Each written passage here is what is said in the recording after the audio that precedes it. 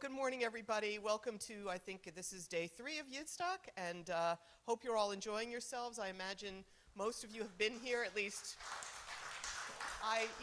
Again, always just a thrill that we're all back here, and particularly exciting for me to introduce this program today. You're going to learn about our upcoming new exhibit, Yiddish, A Global Culture, which is going to be a really phenomenal new exhibit. When you come back for Yidstock next year, Kinahora, the exhibit will be up, and you will have a whole new experience here at the Yiddish Book Center. The co-curators of this exhibit are here with me today. Madeleine Cohen is the academic director here at the Yidstock and oversees all of our translation initiatives. Mindel is a PhD in comparative literature with an emphasis in Jewish studies from UC California, Berkeley. She's a Western Mass native and grew up around the corner in Greenfield. She attended Hampshire College and is an alum of our very own Steiner Yiddish Summer Program and an alum of our translation initiative. So we like to grow them, home grow them here. Yes. So. Mindel, before coming back to the center, worked as editor-in-chief for Ingeweb, a journal of Yiddish studies, and taught Yiddish at Harvard University. And it's been a thrill. How many years have you been? Almost 4. Almost 4 years. It feels like yesterday. David Mazower, many of you have probably met, is the center's research bibliographer and editorial director. Prior to joining the center, David was a senior staff journalist and producer with the BBC News in London, and he was deputy director of the Jewish Museum in London. He writes for the Digital Yiddish Theater Project and is the author of Yiddish Theater in London. He's published several articles about his great-grandfather Sholem Asch, among many other writings, including in our very own Pakenträger magazine, of which he is also a co-editor. David oversees our books and collections department, and he is a font of knowledge, and you email him a question about something and you get a dissertation. The two of them are working tirelessly on this exhibit, and I know you're going to really be excited when you learn more about it. So without further ado, David and Mindel, welcome. Thank you. Thanks, Susan. Shalom Aleichem. Ich freue sich zu sehen euch alle in Binyan. Es ist so schön, noch so viele Jahre zu haben Menschen da noch einmal. So it's such a pleasure to have people in the building and to get to do a talk like this in person and not on Zoom. So yeah, we're really pleased to get to share this project that we've been working on over the last several years. And as Susan said, next year by this time, it will be here for everybody to enjoy. So it's a new core exhibit for the center, and the goal really is that anybody who walks in the doors will have an opportunity, whether they know nothing about Yiddish or whether they've loved Yiddish their whole lives, to explore a really broad diversity of what modern Yiddish culture is and was, what is contained in all of the books on our shelves. So that's the core goal of this exhibit, is to, in a different way, open up the books to people who come and visit the center so they can really understand something about this culture and its history. The way that we approach the exhibit, which we're going to show you today, we don't try to give a kind of comprehensive history of Yiddish culture. We would need a much bigger museum in order to do that. So what we've chosen to do is to pick highlights, to pick interesting examples and intriguing stories about the people who created Yiddish culture, the people who consumed Yiddish culture, the key historical moments and places where the culture came from. And we show off examples of these. So that there's something new, both for people who know a lot about Yiddish and for people who don't know anything. I think that, yeah, David, what else would you say about the kind of overarching goals of? So I think, like any exhibit, we're creating a visual experience, and so it has to really engage the intellect as well as the emotions. We want people to learn things, understand things in maybe a deeper and more nuanced way, but also obviously to sort of feel things. And that's often about personal stories and picking examples of particular activists or writers or theater personalities with those really compelling individual stories.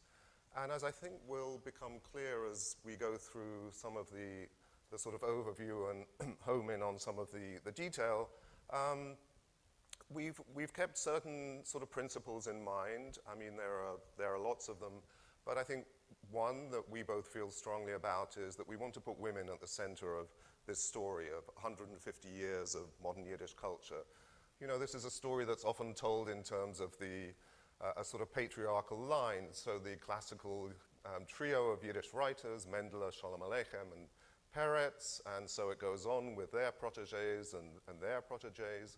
And it's often, especially in the older literature and surveys of Yiddish literature and culture, it's really hard to find the women. And this is kind of absurd, as we know, because there are women at every kind of level of this story as creators and especially as consumers, in fact. Mm-hmm. So, you know, that's one of the sort of core principles that we've kept in mind as we go through. I think we want to connect the past to the present. I mean, you're all here at Yidstock.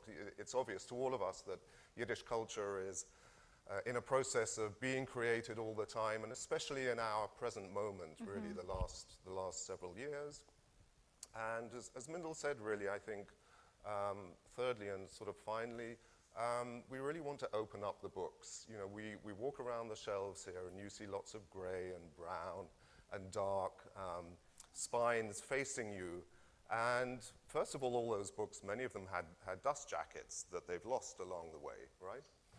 But more importantly than that, they are full of extraordinary stories that address every subject, which is why people continually return to Yiddish and younger students discover points of engagement and points that are relevant to their own lives in Yiddish.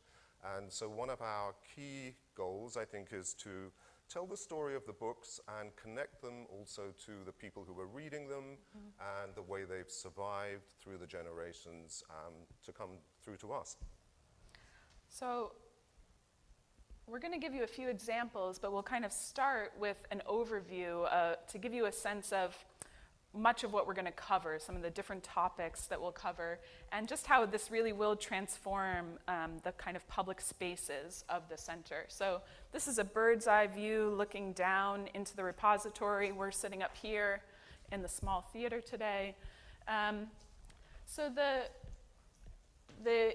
we'll tell you a bit more about this. The exhibit's going to start with a newly commissioned artwork, a mural, that we're calling Yiddish Lands, about Yiddish around the world. We'll show you some examples of that. This end of the repository, right where you entered into the theater, will become largely focused on Yiddish literature. And we have several sections that will be displayed there on topics like how Yiddish helped to modernize Jews, how it was a language of modernization, about the popular fiction in Yiddish, right? Yiddish wasn't just poetry and high literature. It was a lot of popular reading that people read in their day-to-day life. So we'll talk about the popular literature. A focus on women writers, as David was just saying, will be one of the core sections here. A section on modernism, some of the really experimental things that were happening in Yiddish literature and in art that was visual art that was connected with the literature. And a focus on Yiddish in the Soviet Union, right, which was a kind of place of great creativity and then also great oppression for Yiddish culture, and whose story has been a little bit outside what we tend to learn about in Yiddish. And I think that connects to what David was saying about a focus on women. You know, we're looking in this exhibit to show some of the core history, some of the essentials of Yiddish culture, but the study of Yiddish continues, right? Just like the enjoyment of Yiddish culture continues and the creation of Yiddish culture continues. People are learning new things and thinking about Yiddish in new ways. And we're engaging with a lot of that exciting scholarship in this exhibit. So putting women at the forefront, that's something that a number of scholars and translators and teachers are working on today. And also understanding, you know, what Yiddish culture was created in the Soviet Union, even under the kind of difficult and repressive circumstances. That's something that people are focusing more on today. So we want to showcase some of that to expand some of the stories that we know about Yiddish. We'll also tell you a bit more about some of the key collections that we're going to feature in addition to books, and those include a Yiddish typewriter collection, and a Yiddish print collection, right? So you're familiar with the wonderful linotype machine. That will become the kind of centerpiece of a larger display about the Yiddish press and newspapers and journals, and will showcase a really amazing collection of Yiddish print font that we have, of type that we have here in the center. We'll also have displays about Yiddish and the Holocaust, of course, a kind of essential historical moment for understanding Yiddish, both what was lost in the Holocaust and what people created in Yiddish to memorialize and to make sense of the experience of the Holocaust. We'll have a display about Yiddish music. So you may be familiar with the sheet music collection. We're going to turn that into the kind of centerpiece of a display about different kinds of Yiddish music, featuring some of the wonderful performers who are here at Yidstock this week. And we'll have a large new display here in this space about the Yiddish theater, which David can tell you a bit more about. And there are other things. We'll talk about Yiddish after World War II and Yiddish today, as we spoke about. We'll talk about the different organizations and individuals who've helped to preserve Yiddish, that the Yiddish Book Center is one important part of a story, but a longer story about different efforts that have been made over the decades to preserve and share Yiddish. So, did I leave out something big? That gives you a sense of some of the major kind of areas that we're hoping to touch on.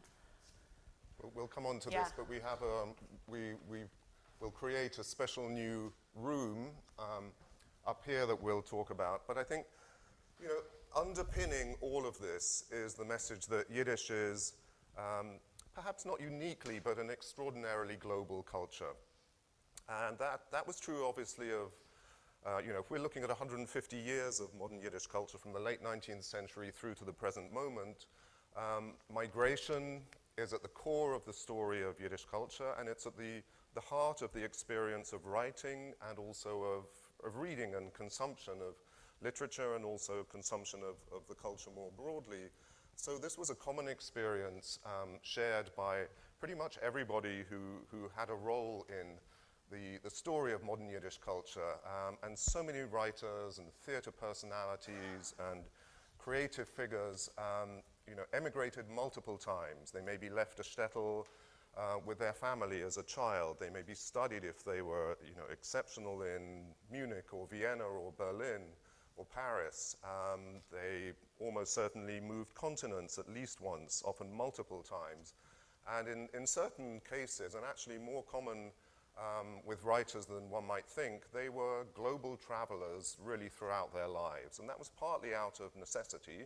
I mean, where was your audience as a speaker and as a cultural figure? It was in Buenos Aires, but it was also in Montreal. It was in Paris and Berlin, but it was also throughout the Russian Empire, but it was also in South Africa, right? And so it goes on and on and on.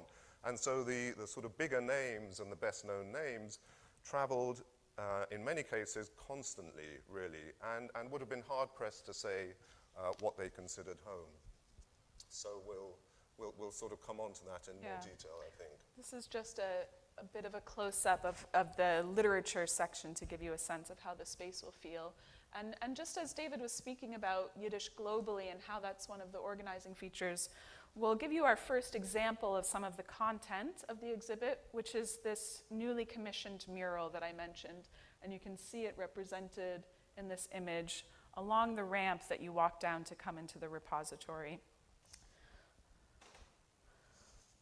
And this is another sense. So this was really a unique project and kind of question that we got to pose of, if we wanted to represent Yiddish around the world, Yiddish as a global culture, how would we do that?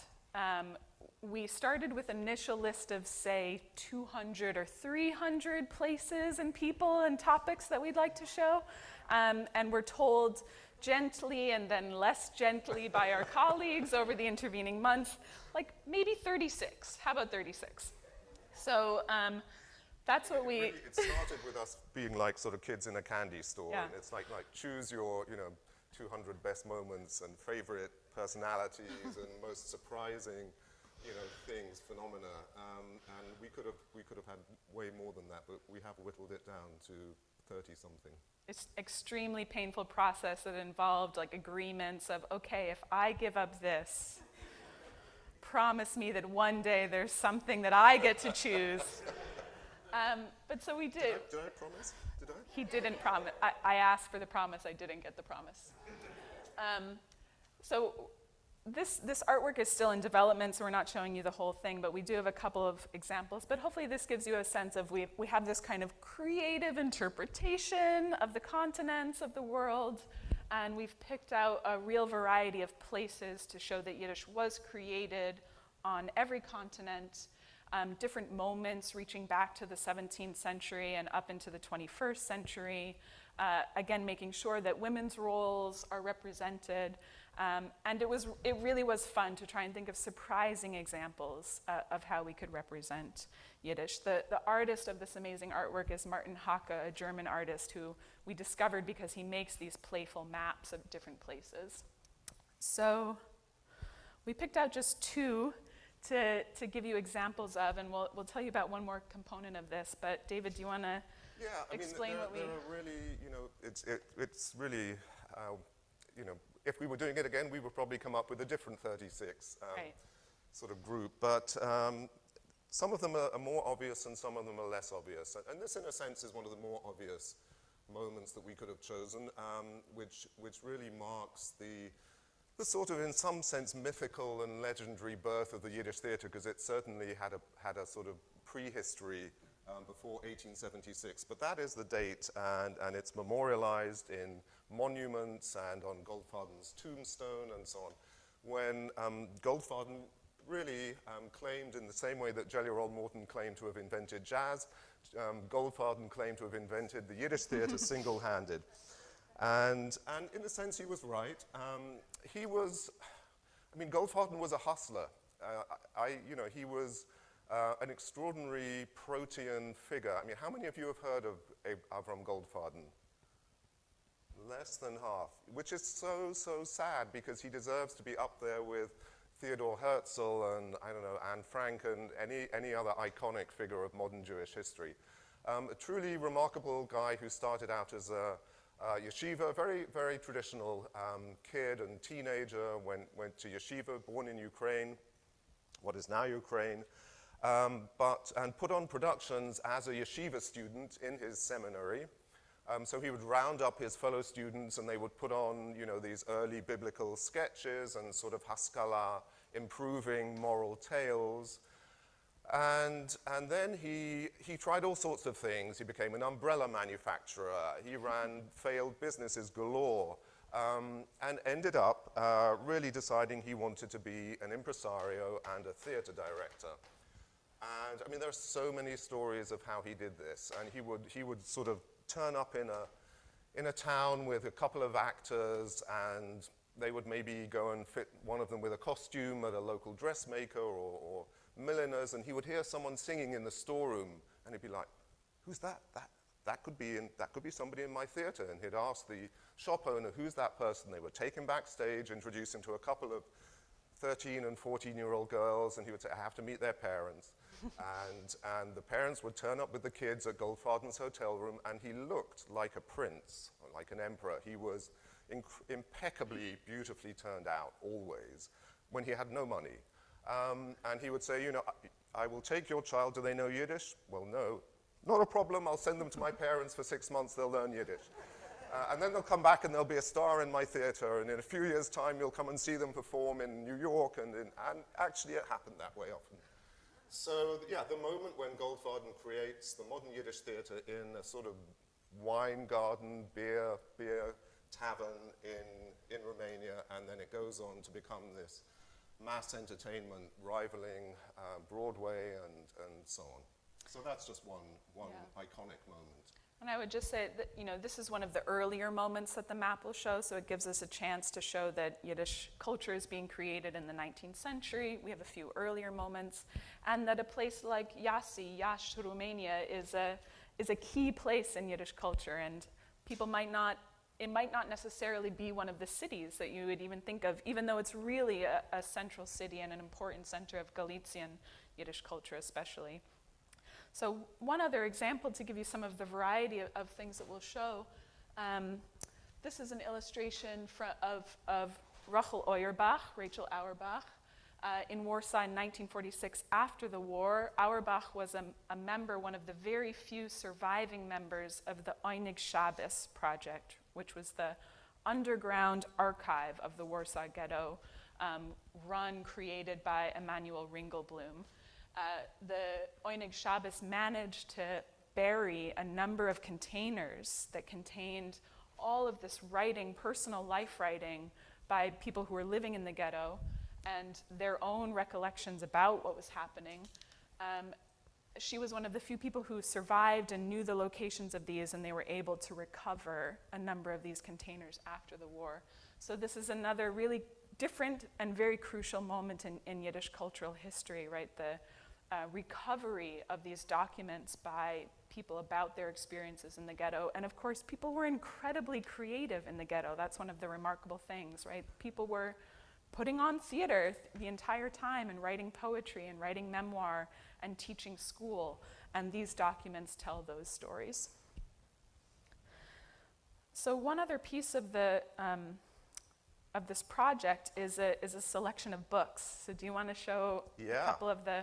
We'll just pass some around. So to complement the mural, as you can see at the bottom of the illustration, we will show a selection of several dozen books that really speak to our central theme, which is the global nature of Yiddish. And I will pass them around. So just feel free, please don't take them out of the plastic, but look at them. And I'm going to ask you in a minute, does anyone know what this book is? But just pass them around. And this is Hitler's Geburt, Hitler's Birthplace, by my great-grandfather, Sholem Asch. This is a book about Uzbekistan. So we'll start in the four corners and just please share them around. This is Jiden in Spanischen Krieg, Jews in the Spanish War, the Civil War, 36 to 39. Jews were very prominent in the fighting on the radical sides, of course. Schwarz und Weiß, Black and White, by Rachmiel Feldman, a South African writer. Stories of race in South Africa. And so it goes on. So we'll choose books for this selection that speak to dozens of different places and give a sense of the extraordinary breadth and variety of this literature. This is a book I don't think we'll be able to show because it's too big. This is Siberia by Avram Sutzkever, a poem inspired by his childhood in Siberia before he returned to Vilna and then on, obviously, to Israel after the war. And these will just be a kind of snapshot of the idea of global Yiddish, all right? So where is the book with the mystery cover? And okay, can you just hold it up? All right, anyone think what that might be? This book that has... You're on the right track. I've cheated. Don't. Shh. All right, don't look at the spine. Anyone who hasn't cheated, what might it be? Okay. Is that cheating, or is it like doing good, proper research? Yes. Yes. Anne Frank's diary. It is Anne Frank's diary auf Yiddish. It is one of, I think, 3 translations done in the 1950s. This one is a Buenos Aires publication, but there was also a Warsaw and an Israeli publication. 3 different versions of Anne Frank's diary in Yiddish. All right. So that's really those 2 elements, the mural and the books, are the sort of introduction to our theme of Yiddish as a global cultural phenomenon. So next we're going to show, we've spoken about it a bit, but we're going to show what one of these literature sections will look like in a bit more detail and a few more examples of some of the objects that will be displayed. And it's our display on women writers. So as David mentioned, this is a real focus for us, right? The idea is not that we talk about women writers in one section and then we've done our job and we can go back to talking about the great men who really created the culture.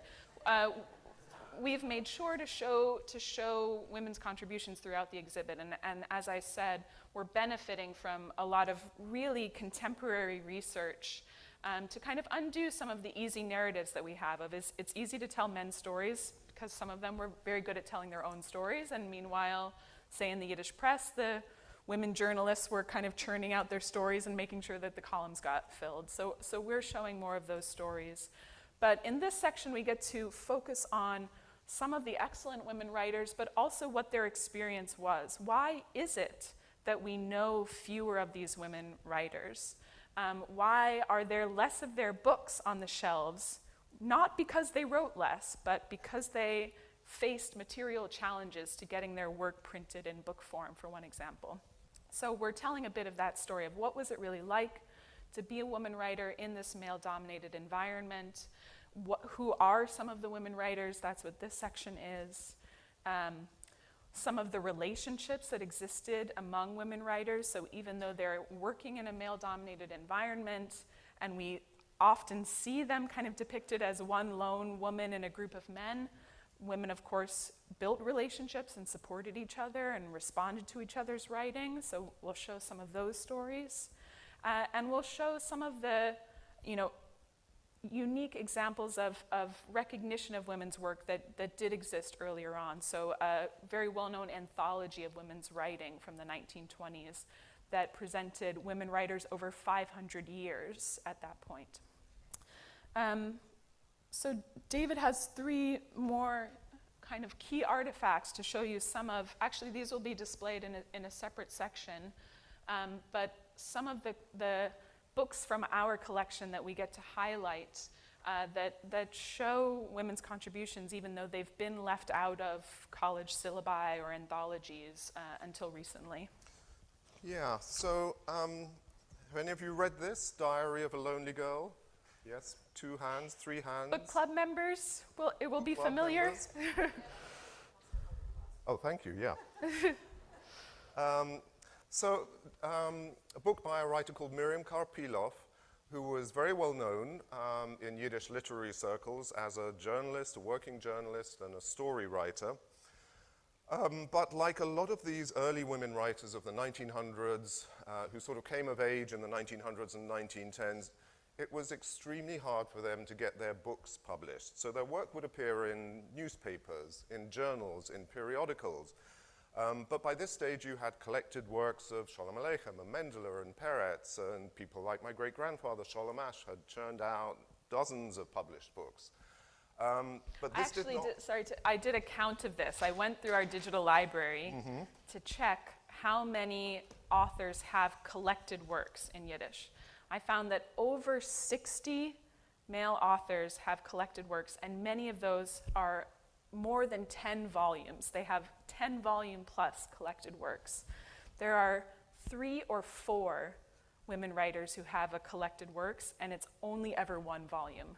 So 60 with 10 volumes or more, and 4, never more than 1. It's really striking. I mean, I have a shelf of my great-grandfather's books, and it's that wide. It's at least 24 volumes. So I had been wanting to find the Yiddish version of Diary of a Lonely Girl for the longest time, and since I started working here in September 2017, I had not seen the book come in. And a few months ago, it was as the pandemic was easing, a couple turned up with 2 boxes of books, unannounced, at the front desk, and we came down to the big table just outside here and opened up the first box, and right at the top was The Diary of a Lonely Girl in Yiddish. Das Togbuch von een elende Mädel by Miriam Karpilov, and it has this wonderful pictorial cover. And this is, I think it's 1917, Mindel, is it? Something like that. That sounds right. Somewhat earlier, you had Sarah Raisin's first book of poetry, 1911, in Vilna. And somewhat earlier than that, a year or 2 earlier, one of the rarest of the rare Yiddish books which is a fictionalized memoir, Kinderjahre by Rochel Feigenberg. These are all very considerable writers, very well known in the literary establishment, well known in circles in Warsaw, Vilna, Kiev, Berlin, and so on.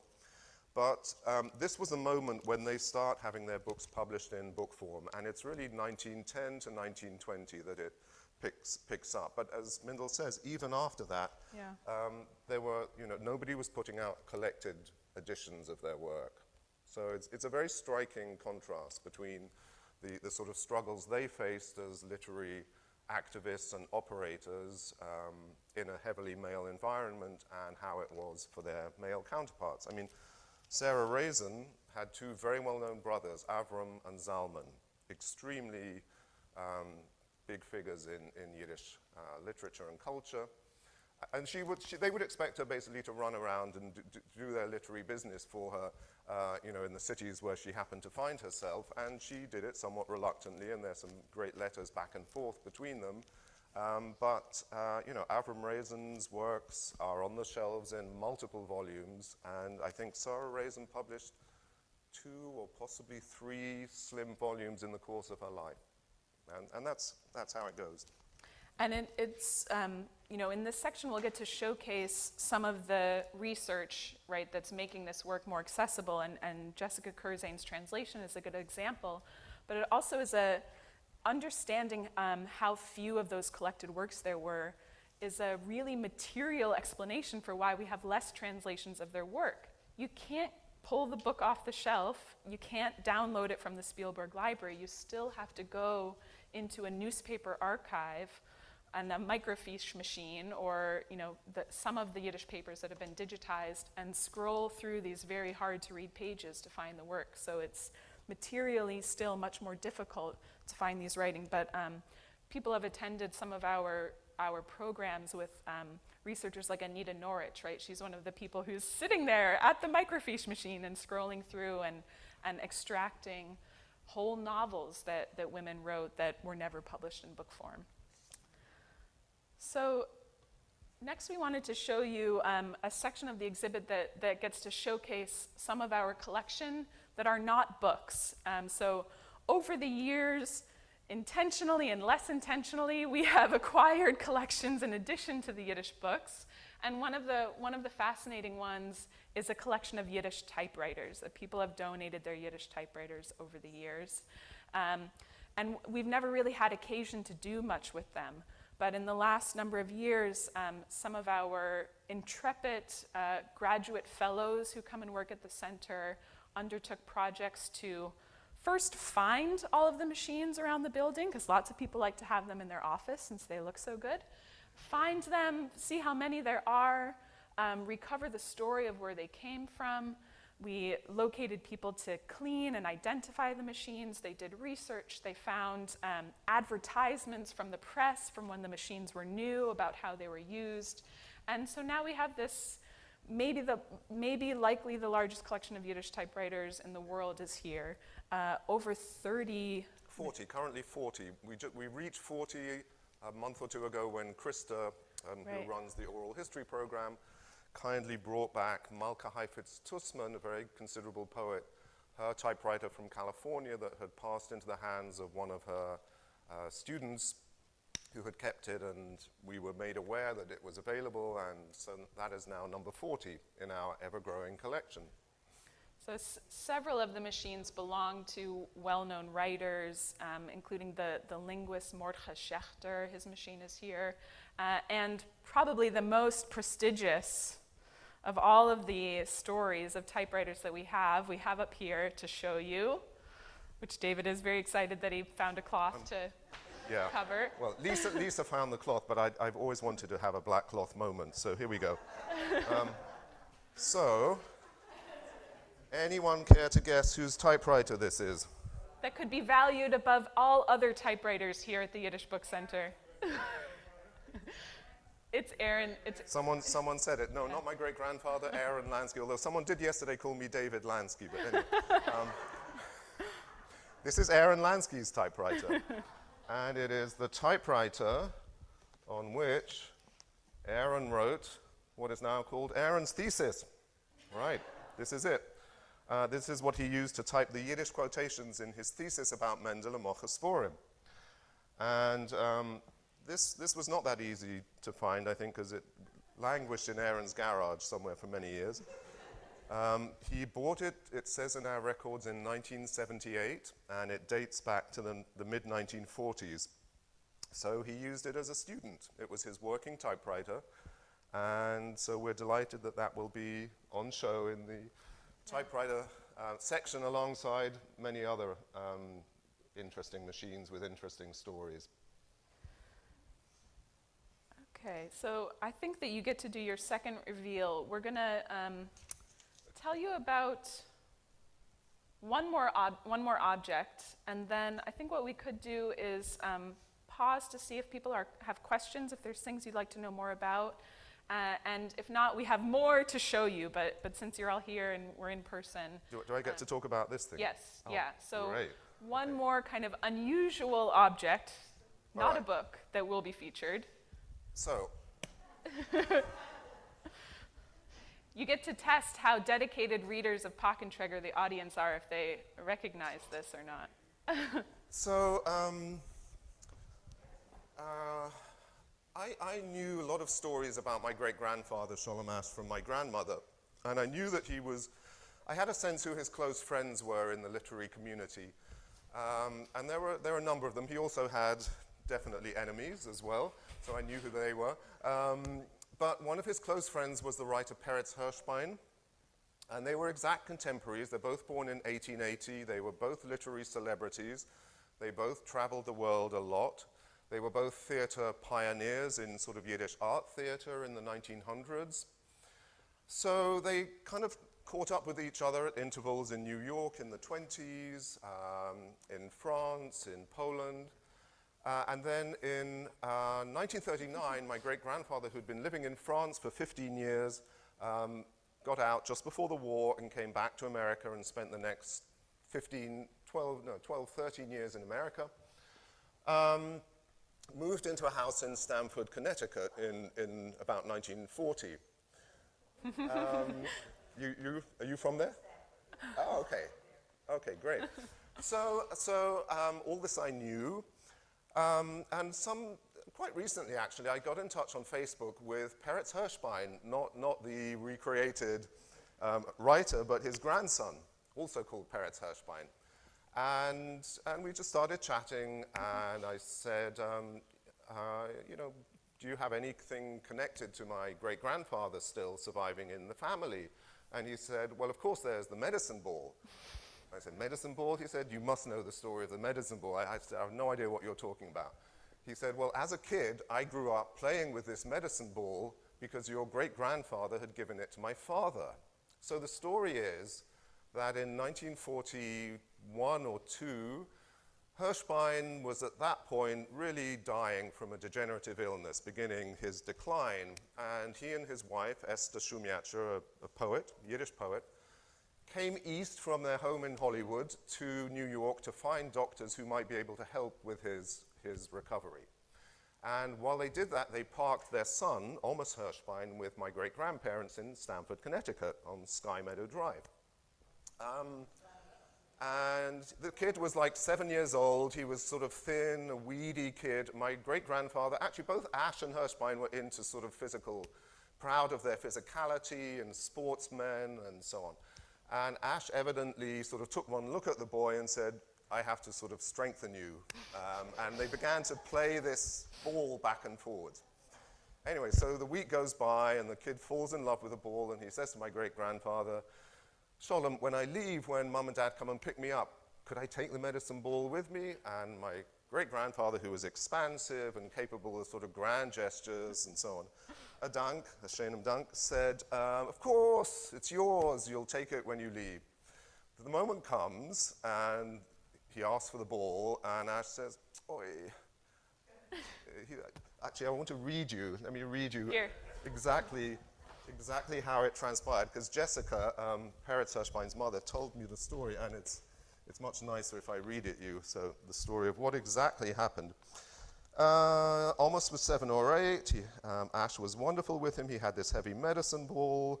promised when the time came for him to leave, he could take it with him. Evidently, Ash said, "Nein, nein, das bleibt do. The ball stays here." Upon which his wife, Maja, my great-grandmother, said, "Shame on you, Shulamshi. You told him it was his, so it belongs to him now, not to you." Then Ash said, "But Maja, ich hab es so lieb, ich muss es haben. I like it so much, I have to have it." So she said, "All right, I'll buy you another one." And he said, "But I like this one." And this is all related to me by the widow of the boy. And then she told him not to be such a baby. And so when Amos left, he took the medicine ball with him, and it's been in our closet ever since. It's one of our favorite family stories. And by the way, Esther, this is Peretz Hirschbein's wife, Esther Shumiacher, Esther always used to say that Maja was terrific, and she had to be, because of all her children, Sholem was the biggest child of all. And that is true. That was my great-grandfather. So that is the story of the medicine ball. And then Lisa, are you here somewhere still? Lisa at the back. Lisa and I drove to New York, when was it? 2-3 years ago? During the pandemic? Beginning of the pandemic. We met Jessica Hirschbein on the sidewalk of Riverside Drive and 106th Street, I think. And she handed over the ball, and it's going to be in the exhibit. And so there it is, from a closet on the Upper West Side.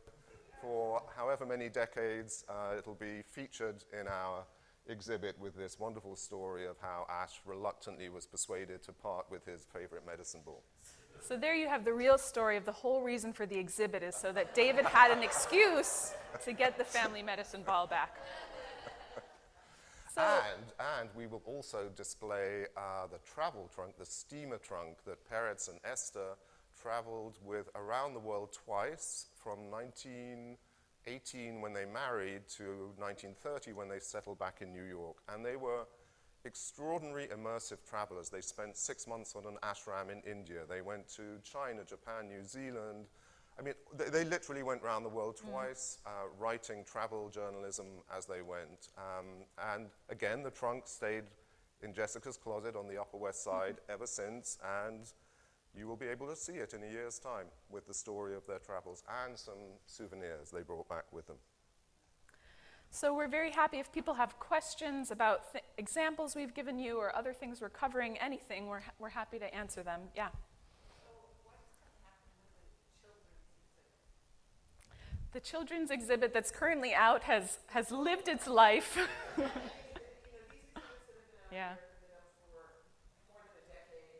We will eventually create some kind of reading area for kids, but we decided that real estate is such a big space. We do have some children come through, but we wanted to use it for a more expansive exhibit area. Yeah. Yeah, yeah. Go ahead, yeah. Did you say you graduated from University of California, Berkeley? That's right. I'm asking because our granddaughter. It's a very good school. I can recommend it for your yes. Yeah, the comparative literature program. Yeah. In the back, go ahead. Yeah. Thank you. Yes, I see a working circle there. Yes. Oh, yes. Part of the exhibit, and what is this? Indeed. Yes. Yes. Yes, it will be part of the exhibit. We are pretty confident. And we will have a section about the press, but also politics. Politics as sort of featured through the press, in a sense, but also politics just more broadly. And so this is one of those objects that, has been here for who knows how many years. It's always just hung around in the vault. It is branch, Workman's Circle branch, 1013.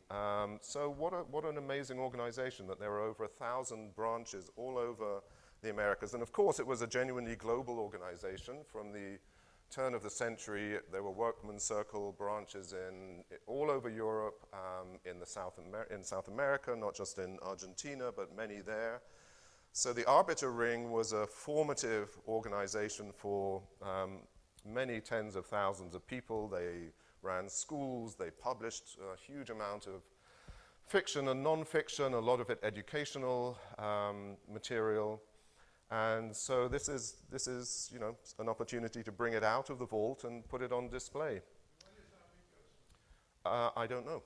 if anyone does know, let us know. So far, we haven't been able to find out anything about amigos. So the display about politics will be here connected with the display about the Yiddish press and the linotype and the type and things. And it's an opportunity to share both that, much of the Yiddish press, many of the newspapers had a political affiliation, even if the content wasn't necessarily political in the way that we might think of today. But to show the kind of integration of politics and culture that was true for so many Yiddish speakers and Yiddish cultural creators in the early 20th century, and that much of the motivation behind supporting Yiddish as a literary language and as a cultural language was politically motivated, not by any one ideology, but by a broad range. Socialists to Zionists believed that supporting culture and literature was an important part of their political identity and was important to improving the conditions of Jews, whether they were here in the US or in Europe or in Palestine and Israel. So that banner is a great opportunity to show, just how important people's political identities were and how it was connected to their identity as Jews, as Yiddish speakers, or as lovers of the culture. One of the interesting things about thinking about an exhibit like this and conceptualizing it is, obviously it has to work for people of all ages, all backgrounds, Jewish, non-Jewish, people immersed in Yiddish, people who know very little about it. And that's about creating points of sort of relatability. So, we want to show what's unique and distinctive about the modern Yiddish story, but we also want to show what's common and what's shared, with many other cultures. So there's that balance that we're constantly keeping in mind. And the sort of global socialist structure of Jewish politics and Yiddish politics is in some ways unique, but it relates to, immigrant clubs that you see in big cities that are, Italian and Greek and Persian sort of emigre. In Western Mass, it's Polish clubs. Polish clubs, right. In London it would be Somali and all sorts of things. So, that's both general, but there's also something specific to elements of that Yiddish story. There are a couple other questions. Yeah. Two questions. The first is, will there be a digital parallel exhibit for those of us who aren't back? Yes, yeah. First, we have to finish the in-person exhibit. But there are many components of this exhibit. We haven't shown them, but there's some multimedia to the exhibit. Of course, the center's collections include some very important digital collections. The digitization of the books being primary, but the oral history collection is an amazing resource that we have. We also have digitized audio recordings, so the physical exhibit will make use of this multimedia, and then it's very natural that we want to display that material in a digital format as well. But yeah, that will follow once the curation is finished for in-person. And the second question, I'm really impressed and heartened that it seems somehow the exhibit will be about areas other than the main Eastern European masses. And I was hoping you might tell us a little more, and imagine you might have something there. Yeah, a few other examples of that if I, things we didn't quite highlight, but the mural is a good starting point. So one of the featured spots will be Melbourne, Australia, the Skiff Summer Camp, which is a youth socialist summer camp in Yiddish that still happens today. So that's something that we want to feature about Australian Yiddish culture and how Yiddish is kind of alive as part of education in ways in Australia that it isn't necessarily in the US to the same degree. David, do you want to pick out a couple other of our outside the center? There are some things that are very well known here. You can see the Chagals flying over Vitebsk. You can see Bashevis receiving his Nobel Prize in Stockholm. But then we have some things that are less well known. The story of the world's oldest Yiddish bookstore in Cape Town that only closed recently after 100 plus years. Of the story of the Mir Yeshiva relocating pretty much without anyone being lost during the war to Shanghai and surviving the war in Shanghai. This is a very kind of famous story in Hasidic circles, and also now in Chinese sort of Jewish, in Chinese Jewish discourse. And so it goes on. There's Sutzkever making a snowman in Siberia. One other would be the story of Moisesville, which is a Jewish agricultural colony in Argentina that dates back to the 19th century. So, hopefully that gives a sense of the attention that we've tried to pay to featuring stories outside the center. There will, Warsaw and New York will feature pretty heavily, but just as we've, in our planning, right, as we come up with ideas, we discuss possibilities, and we ask, are there women in this story? We also say, did this happen outside of Europe, or did this happen outside of North America? So, yeah. Go ahead. Yeah, so two questions. One, when is the exhibit going to be mounted, and how long do you expect it to stay up?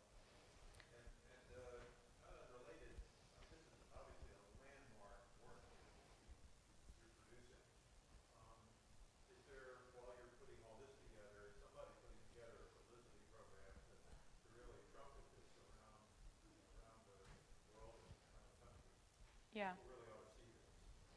So the exhibit, I have to do this both as an American and as a Yiddish speaker, will open, Miritz Hashem, in late spring next year, right? So it certainly Early will, summer. but only if Early God summer. is willing. By Yidstock next year, Yeah. It's not next year. be able to see this exhibit here at the Yiddish And And- it will be up for Oh, the right. foreseeable future for many years.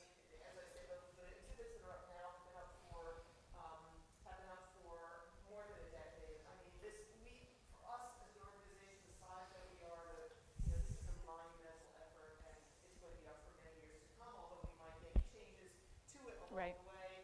And as we indicated, we plan to create a digital exhibit that will be a companion. And yes, we are planning to roll out a major publicity initiative, and hopefully we'll get a lot of attention because, not only do we hope to draw people here to see it, because I think coming to see it will be a wonderful experience, but once we have the digital online, that will be another way for people to experience it. And we're going to do programming around it and so forth and so on. Yeah. So this looks incredibly provocative and expansive. Is there going to be associated programming developed that links up Yeah. with what you're creating? Absolutely. I think both first in terms of the visitor experience, I think it really will change how people get to visit here. During the pandemic, the visitor center developed an audio tour, which now will be a model of new audio tours that we can create for the exhibit. We're excited to see, there's been so much innovation around education during the pandemic, so other museums have done amazing work to develop virtual field trips. I think there's a lot of opportunity for us in that mode of course we want people to come to the center, but there are so many people, as we've learned during the pandemic, who want to participate in the programs that we offer and can't come here. So the prospect of running field trips for different types of students that will showcase aspects of the exhibit is an exciting one. And yeah. Public programs, Yeah. we've been running Yeah. virtual public programs. Many of them actually already are linked to this theme. Right. So I think we will both put together new programs that address various aspects of this and highlight, there's so much stuff in our digital archives. Lisa Newman, who's been running these virtual public programs and podcasts, I think we could probably curate an entire list of things that already exist that relate to many of the themes that will be covered in the exhibit. Yeah, one more question, I think, over here. Yeah. Yeah, you alluded to migration being an important theme, and in your mural you have that tantalizing image of the beginning ship. And I realize that it's ambitious enough to talk about 150 years of history. You can't talk about hundreds of years that preceded it. But when you showcase different parts of the world, do you have at least a little hint somewhere of where people came, how they got to these different places, and what propelled them to go there? Yeah, the answer is yes, in many different ways. So we haven't sort of drilled down in this brief presentation to precisely that kind of granular level of an exhibit that's, shows you maybe somebody's library that started out in Poland and came via Cuba to, somewhere in the United States and is now found its way here. And we have, in many cases over the last few years, worked with donors to piece those family stories together and build up archives of old family photos that we can use to complement some of those books. So yes, we're very attuned to that and looking to do that as much as possible. There's a planned section that will likely follow the main exhibit that's about Yiddish as a language and its history specifically as well. And that's also an opportunity to do what you're saying in one way of the long history of Yiddish, that the exhibit focuses on modern Yiddish culture, which we can think of as, roughly 150 years of creativity, but Yiddish is a 1,000-year-old language, and it's been a written language for that entire history. So we have a section planned where we get to answer some basic questions about Yiddish, right? There's so many kind of misunderstandings and misconceptions about it, and show some of that the longer history of the language and the culture. Yeah, pretty much every one of these stories has migration at its core. The Benkenstadt bookstore was founded by Lithuanian immigrants to South Africa. You have Hevel Katz, who was a hugely popular troubadour in Buenos Aires for about 10 years, but he had come from Vilna and was and developed this extraordinary mix of Yiddish and Spanish in his songs in Argentina that became wildly popular almost immediately. And he dies very young, and something like 30,000 people turned out to his funeral in Buenos Aires. Another, almost unknown figure, but for whom migration is kind of at the core of his story. And obviously he's performing to fellow immigrants, mostly from the Russian Empire, to Argentina, who completely understand this sort of weirdly dislocated experience and this strange hybrid culture that they're creating in Spanish and Yiddish. So it's sort of threaded throughout, really. Yeah. We could continue speaking with you about the exhibit all day. You have wonderful questions that we'd love to keep answering, but we have to wrap up. So thank you so much for coming. It's very exciting for us to get to share this work and to see your interest in it, which helps us believe that people will find the exhibit interesting and will want to come see it, and hopefully that you'll all be back Mir Hashem to see it next year. So thanks very much. Dank. Großen Dank.